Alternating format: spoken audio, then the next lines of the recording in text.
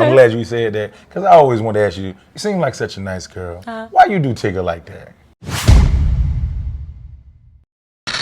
Like what? Like, I think you had said something crazy about him. It was just, it was pretty wild. I never wrote about Tigger. I don't think I wrote anything about him. If I did, I don't know. I can't remember.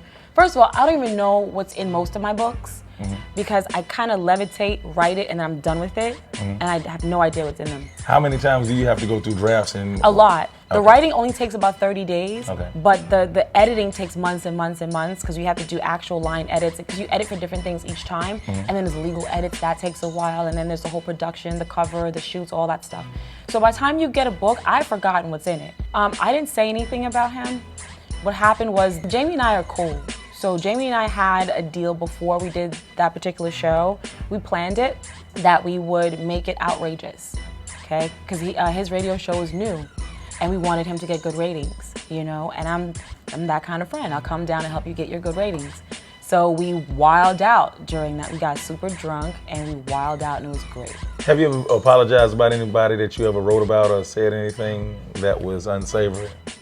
No, one person, which was Method Man, Cliff.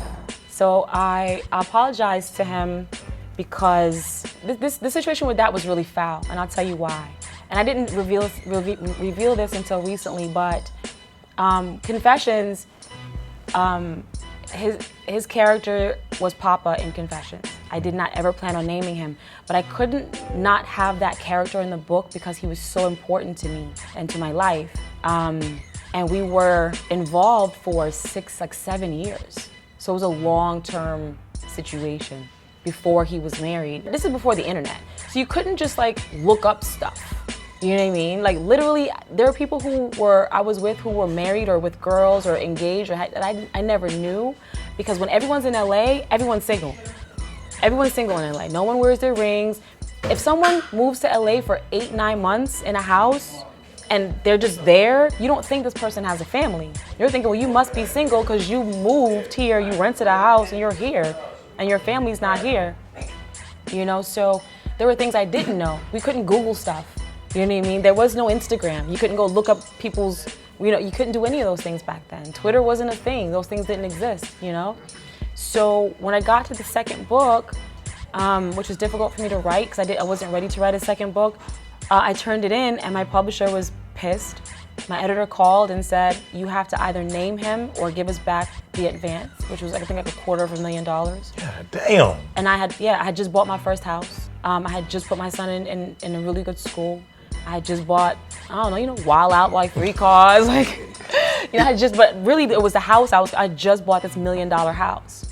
And they were like, give it back to us or name him. It was like, I remember sitting in my driveway, like crying about it. Like, what do I give up my home and my money and my career and for someone I love? It was kind of a hard decision to make for the first 5 minutes. But then when you start looking at like your cars, and my son, I have my own kid. I got my own family. I take care of my grandmother. I take care of my family. Like, fuck his family. You start. It's gonna be me or you. Yeah. Hey, I love you. Yeah, and that's what happened. So I had to apologize for that because I loved him, and I still do. Even when I see him, I'm like, that's my biscuit. Like that's biscuit. Like we. What does he say, or does he go the other way?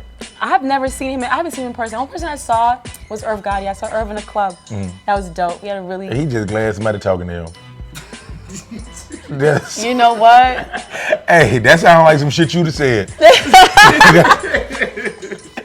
That's definitely some shit you would have said. I don't run in the same circles, you know what I'm saying? So I don't bump into people a lot. Irv I bumped into in a club in LA some time ago, and it was dope. It was great seeing him. We hugged. We were like, nigga, we're good. Like, because at the end of the day, there are things that I said, but there are things I did not say. What you ain't say? None of your business. But there are things about, because I've seen it all. So my thing is that when I'm writing a book, I like to write about how people affect me. So if I'm writing and you're in it, I'll talk about how you affected my life, good, bad, or indifferent. If I see you over here doing something that has nothing to do with me, I'm not gonna write about that. That has nothing to do with me. That's your business. You know what I'm saying? So everyone's story has characters in it. Everyone plays a role. But I'm not. You sure you don't want me to be a character? I'm pretty sure I don't want you to be a character in my life, in my books. You know what I'm saying? Not even in your phone. Not even in my phone. Gotcha. All right. I can dig that. Okay. I can If you were though, you be the emoji that has the one eye closed and the one eye open with the tongue out. Yeah, that that's would my be favorite you. one. That would be you. Well, thank you. So if you did have my number when you call me, that's all that would come up. And I would know who it was. But that's not gonna happen. It's not gonna happen. You're not gonna give me your number. This is where I start writing fiction. Right. Got you. Because I don't exist for real. Not for real. Not in real life. After this, this is over. Our relationship is over. Our relationship is over after this. You gonna superstar me? Yeah, pretty much. I'm gonna go Hollywood. But that's the only person because it was a really messed up situation. But it was a dog eat dog kind of situation, and it was hurtful for me to do it. But like you said, I'm kind of looking around like I just bought this $1 million house, and they're like, give us back the money. First of all, the money was gone. It was already gone. Got that money. Yeah, they was gonna have a hard time trying to get that shit. But you'll be damned if they repossess your shit at the same time. So I had to. I did sell them out, but I sold them out for millions of dollars. Maybe I should send him a check or something. Be like, yo, my bad. Here's $1 million. It is either you or me at that point. You know what I mean? It's you or me, and I'm gonna always choose me over anybody else, no matter the circumstances. Well, that sounds like a book that you're gonna write one day. I'm gonna always choose me. I'm gonna always choose me. It was sad though. It was like collateral damage, and it was really sad. Yeah. I'm crying. I'm counting money to it. I always wanted to ask you this. Yes. All right, then we 7 books in, right? Yes. Now, how much money have you made off of these books? It was better before. Just the music industry was better before. I made a lot of money. I still get checks off of Confessions, if that helps you at all. Every 6 months, I'm still getting checks. That book is 10 years old. I still get paid every 6 months off of that book. I get paid off of every book every 6 months. So that money is perpetual. So I'll always make money off those books, especially Confessions because it sells worldwide. In different languages and stuff. And then there's licenses. Turkey just got a license to my 4th book, Satisfaction. So different countries pick up different licenses and stuff. So it goes on and on for a while. I spent a lot of money too, and Vindicated talks about that. Cause I take care of people. Husbands that didn't have to work. So how many husbands you had? A few. A few? That's more than 2. Yeah. I'm married now. You're married to someone? Yes, and it ain't you. Damn, you just gonna keep throwing that in my face, huh? Only to this side though, cause I want you to see it coming.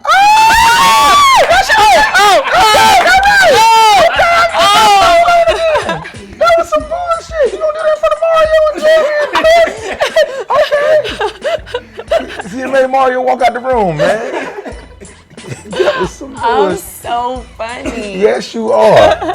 What's one of the biggest misconceptions about you? What's something that I and many people, we just got it all wrong? Got a chick named Superhead, she gives superhead. Just moved in the building, even gave a superhead. I cop big guns that spit super lead. So play Superman, end up super dead. Call me Kiss or the kid from the Locks that'll twist your moms out and do a bit with